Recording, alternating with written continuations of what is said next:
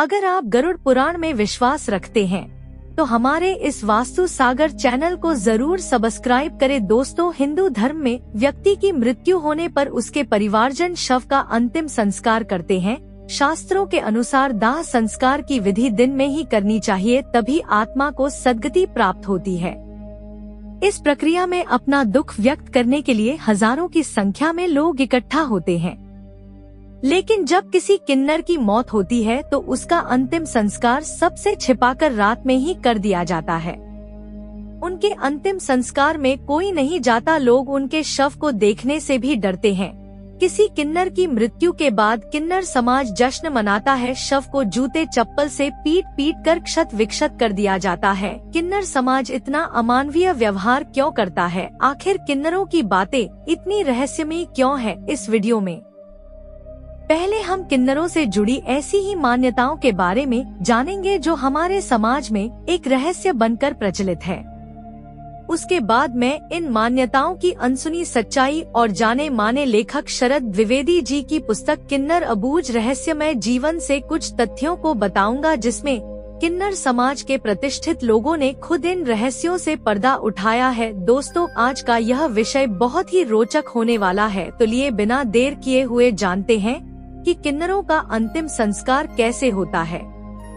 Comment box में जय श्री नारायण लिखकर परमात्मा को अपना आभार व्यक्त करें। दोस्तों, हिंदू धर्म ग्रंथ बताते हैं कि एक समय किन्नरों को समाज में विशेष स्थान प्राप्त था। भगवान शिव के अर्धनारीश्वर रूप को सारा संसार आज भी पूजता है।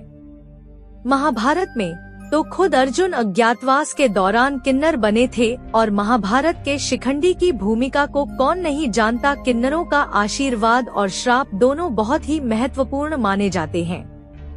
आज भी किसी भी खुशी के अवसर पर किन्नरों को दान देना, उनका आशीर्वाद लेना बहुत शुभ माना जाता है। इसके पीछे की कथा के अनुसार भगवान श्री राम ने किन्नरों की भक्ति से प्रसन्न होकर एक आशीर्वाद दिया था कि इनका दिया हुआ आशीर्वाद वरदान स्वरूप होगा। इसी वजह से किन्नरों के आशीर्वाद कोडोट आज भी वरदान माना जाता है। लेकिन आज किन्नर वर्तमान परिवेश में नारकीय जीवन जीने के लिए मजबूर है। हम सबके बीच रहते हुए भी किन्नर सभी से काफी अलग होते हैं। हर किन्नर सिर्फ अपनी दुनिया में मस्त और व्यस्त रहता है, परंतु वे खुद की चुनौती और परंपराओं का रहस्य किसी से साझा नहीं करते। यही कारण है कि आज लोग किन्नरों के बारे में, उनकी परंपराओं के बारे में जानना चाहते हैं।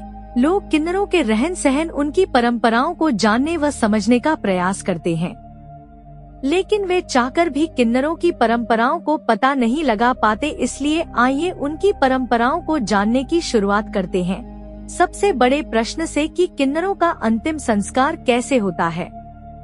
मान्यता है कि किन्नरों के पास आध्यात्मिक शक्ति होती है, जिससे उन्हें मौत आने से पहले ही आभास हो जाता है और वे भोजन करना बंद कर देते हैं और सिर्फ पानी पीकर रहते हैं।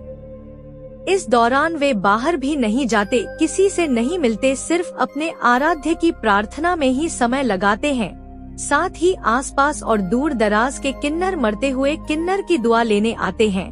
किन्नरों में मान्यता है कि मरण समाज को किन्नरों की भावनाओं और तकलीफों का कोई एहसास नहीं है, क्योंकि समाज उनके बारे में सही से जानता ही नहीं। समाज के लोग किन्नरों का बहिष्कार करते हैं। यही कारण है कि किन्नर समुदाय इस नारकीय जीवन से मुक्त होने पर अपने साथी की मृत्यु का शोक नहीं जताते। इसके बजाय वे अपने साथी की मृत्यु का जश्न मनाते हैं, भगवान से प्रार्थना करते हैं कि अगले जन्म में इस आत्मा को एक सशक्त मनुष्य के रूप में जन्म मिले। किन्नरों का अंतिम संस्कार इस्लामिक तरीके से होता है, अर्थात इन्हें दफनाया जाता है। मृत शरीर को वह कफन से लपेट लेते हैं, लेकिन कफन को किसी चीज से नहीं बांटते। उनका मानना है कि ऐसे में आत्मा को मुक्त होने में कष्ट होता है।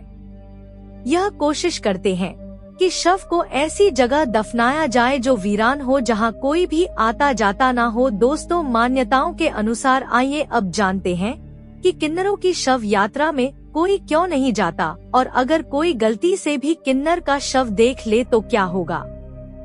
दोस्तों, किन्नरों के अंतिम संस्कार में लोग इसीलिए नहीं जाते क्योंकि यह समुदाय अपने अलावा शव यात्रा में किसी को शामिल नहीं होने देता। इनका प्रयास रहता है कि यह शव यात्रा उस समय निकालें जब कोई भी इन्हें ऐसा करते हुए देख न पाए, इसलिए किन्नरों की शव यात्रा रात में ही निकाली जाती है।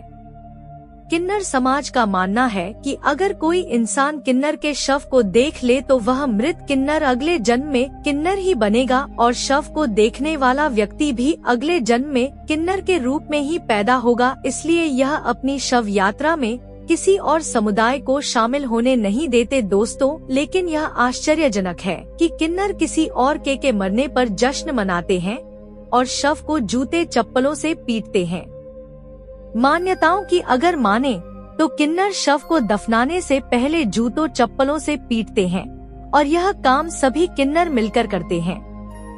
कई घंटों तक लगातार हर एक किन्नर शव को पीटता है और इसके बाद उसे दफन कर दिया जाता है। मरने के बाद मृत व्यक्ति की आत्मा अपने शरीर के आसपास घूमती रहती है। शरीर को पीटकर आत्मा को यह संदेश देने का प्रयास किया जाता है कि आत्मा अपना अगला जन्म फिर से किन्नर योनि में कभी ना ले। हिंदू और बाकी धर्मों में किसी की मौत हो जाने पर घर में कई दिनों का मातम छाया रहता है, लेकिन किन्नरों के साथ ऐसा नहीं होता। शव को दफनाने के बाद खुशी मनाते हैं कि उसे इस नाटकीय जीवन से मुक्ति मिल गई। सारे किन्नर मिलकर मृत व्यक्ति के नाम से दान धर्म करते हैं। दोस्तों, अभी तक जो भी मैंने किन्नरों के बारे में बताया है वह सब केवल कहीं सुनी बातें हैं जिसे लोगों ने सच मान रखा है। अब मैं आपको जाने माने लेखक और पत्रकार श्री शरद द्विवेदी जी की पुस्तक किन्नर अबूझ रहस्यमय जीवन से कुछ तथ्यों को बताने जा रहा हो। यह प्रश्न उन्होंने खुद किन्नर समाज की प्रतिष्ठित व्यक्ति किन्नर अखाड़ा के महंत से पूछे तो उनका जवाब था, वह सुनकर आप भी अचरज में पड़ जाएंगे। तो आइए इन्हीं मान्यताओं पर उनके जवाब को एक एक करके जानते हैं।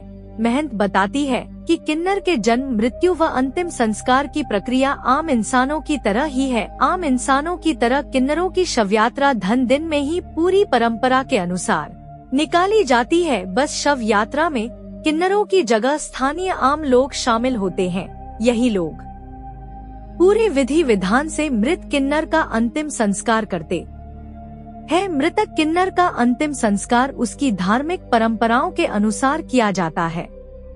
यदि मृतक किन्नर हिंदू होता है तो शमशान घाट पर उसे जलाया जाता है या समाधि दी जाती है।